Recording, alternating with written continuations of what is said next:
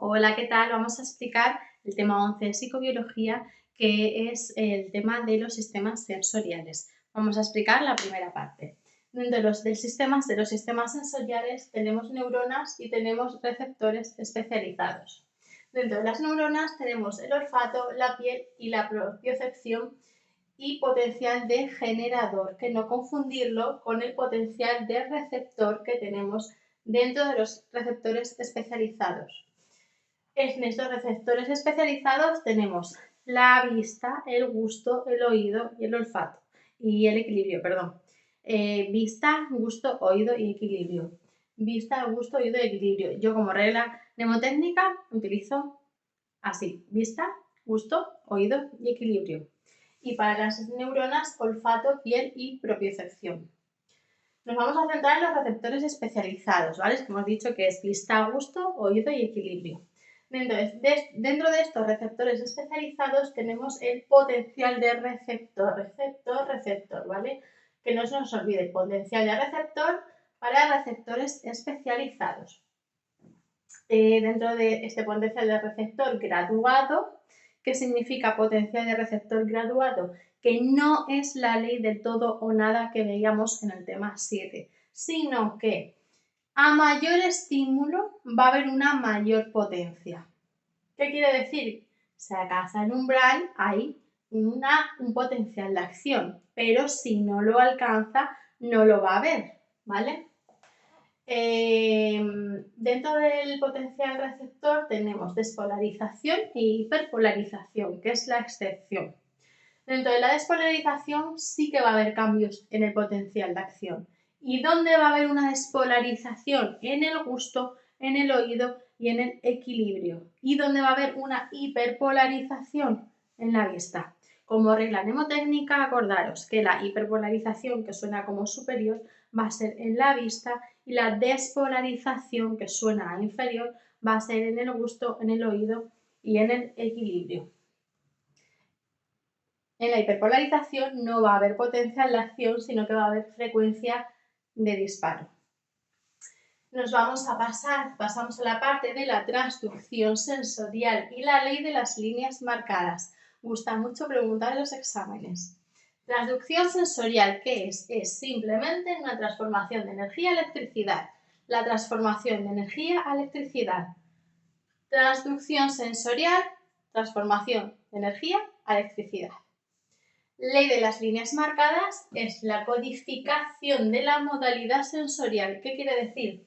Que esa modalidad sensorial depende de la zona del sistema nervioso a la que llegan los impulsos nerviosos y no de la cual haya sido la energía a estimular.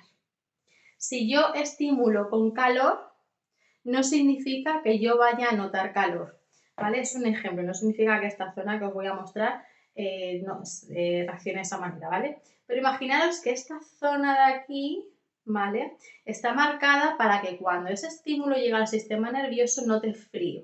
Si yo pongo calor en esa zona, voy a notar frío, aunque ponga calor.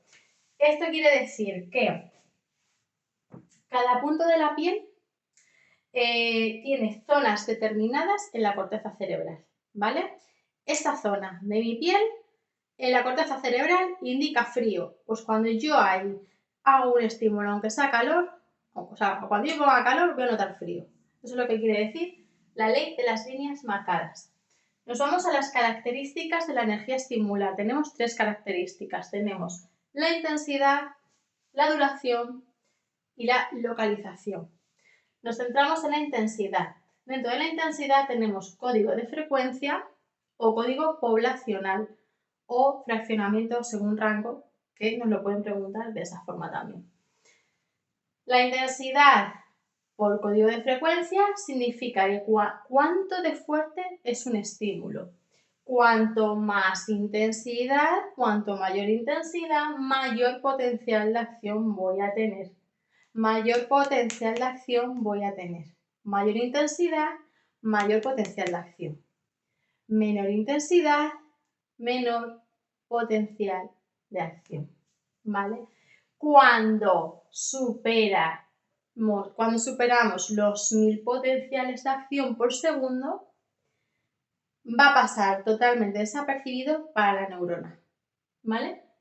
Si la intensidad supera los 1000 potenciales de acción por segundo, pasa desapercibido para la neurona. Pero para eso tenemos el código poblacional, que lo que hace es dividir entre varios receptores el rango de intensidad. Es decir, tengo un grupito de receptores que recibe la intensidad muy baja, otros la intensidad media y otros la muy alta o muy intensa. ¿Qué hace eso? Pues que vamos a tener una percepción más precisa de lo que estamos sintiendo. Sabemos que estamos sintiendo algo, pero ¿con qué intensidad? Pues eso lo hace el código poblacional. Muy alta, muy baja, media, ¿vale? Para que sea más preciso eso que estamos notando. Pasamos a la duración. Dentro de la duración tenemos la adaptación sensorial y la habituación sensorial. No confundirlo porque preguntan mucho en los exámenes y nos liamos porque al final hay mucha presión, mucha tensión y nos podemos confundir muy fácilmente. Entonces, intentad tenerlo lo más claro posible, ¿vale? Adaptación sensorial, los receptores disminuyen su respuesta. En la adaptación sensorial, los receptores disminuyen su respuesta, cosa que es muy distinta en la habituación sensorial, donde el sistema nervioso y no los receptores dejan de responder. En la adaptación sensorial, receptores disminuyen su respuesta y en la habituación sensorial, el sistema nervioso deja de responder. Vamos a centrarnos en la adaptación sensorial, ¿vale? Cuando esos receptores disminuyen su respuesta cuando el estímulo se mantiene constante en el tiempo. No todos los receptores se adaptan de la misma manera. Los hay que se adaptan de una forma muy lenta o incluso se llegan a no adaptar, que esa adaptación se anula, y los hay que se adaptan muy rápido. En el ejemplo, por ejemplo, los muy rápidos se llaman receptores fásicos y entran los corpúsculos de Pacini y el corpúsculo de Meissner y responden solamente al inicio y al final, ¿vale? De la estimulación, al inicio y al final. Y luego tenemos los tónicos que tardan más en adaptarse o incluso llegan a una adaptación nula, que no se adaptan. En los cuales entran discos de Merkel y corpúsculo de Ruffini y responden de una forma continua, o sea, desde el inicio hasta el final, aunque la respuesta va disminuyendo según va pasando el tiempo. Entonces, hemos dicho que dentro de la adaptación sensorial, los receptores disminuyen su respuesta, esa adaptación puede ser rápida o puede ser lenta. En el caso de la rápida, por ejemplo, voy a poner un ejemplo, el olor. Imaginaos que venimos de la calle y entramos a una sala de gimnasio y según entramos nos huele pues un olor a sudor, ¿vale? Que vamos a percibir ese olor. Pero cuando nosotros llevamos un rato ya haciendo ejercicio, esa respuesta va a disminuir, nos vamos a adaptar, ¿vale? Nos vamos a adaptar a ese olor y vamos a dejar de percibirlo, ¿vale? Nuestra percepción va a disminuir mucho. Como nos hemos adaptado muy rápido, esa percepción es tan bajita, que apenas la percibimos, aunque sigue estando. Y nos vamos a dar cuenta de que ya no olemos eso cuando nosotros salgamos a la calle y dejemos de percibir. Entonces, realmente vamos a ser conscientes de ese olor al entrar, que nos va a venir el olor, y al salir. Eso es cuando es una adaptación muy rápida, ¿vale? Que eso nos damos cuenta cuando entramos y cuando salimos, porque nos adaptamos tan rápido que durante el proceso olemos con mucha menor intensidad. Sin embargo, los tónicos, que tardan mucho en adaptarse o incluso no llegan a adaptarse, un ejemplo es, imaginaros que vamos de comprar y llevamos dos bolsas cargadas hasta arriba de compra y decimos, madre mía, ahora tenemos que ir hasta casa con las bolsas. Bueno, pues cuando en el trayecto de la tienda a mi casa, mi tendón se va a ir tensando. ¿Qué va a hacer el cuerpo? Porque si yo sigo tensando ese tendón, se me puede romper, se me puede lesionar. Entonces el cuerpo es muy listo y nos avisa. ¿Cómo nos avisa? Mediante dolor. Ese dolor no va a cesar hasta que yo suelte las bolsas. ¿Qué va a pasar?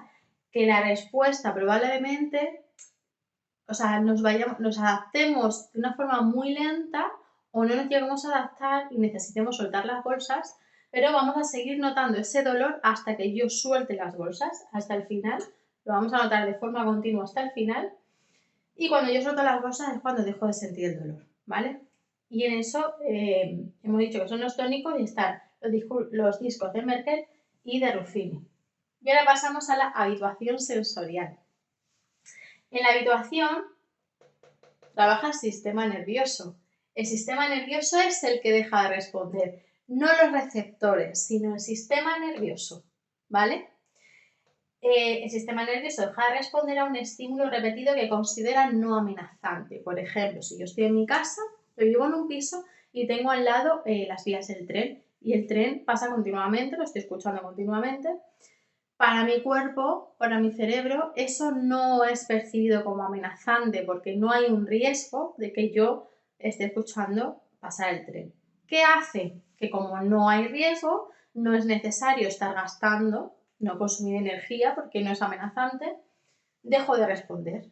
Dejo de responder y dejo de escuchar el tren para, por ejemplo, no distraerme, ¿vale? Como es algo que perdura, que está ahí, que es continuo, pero no es amenazante, yo no quiero gastar tanta energía, ¿qué hace mi cerebro? Deja de responder y así no me distraigo. Esa es la diferencia entre habituación y adaptación. Recordar, por favor, adaptación, receptores disminuyen respuesta. Habituación, sistema nervioso deja de responder. Y vamos a la localización. En la localización está el homúnculo sensorial. El homúnculo sensorial quiere decir que tenemos una organización somatotópica de la corteza sensorial primaria. Volvemos a la ley de las líneas marcadas. Y quiere decir que hay una correspondencia entre cada punto de la piel con zonas determinadas de la corteza cerebral. Si yo toco aquí, va a responder una zona determinada de la corteza cerebral. Si yo toco aquí, va a responder una zona determinada de la corteza cerebral. Según donde toque, va a responder una zona de la corteza cerebral u otra. Y hasta aquí la primera parte del tema 11.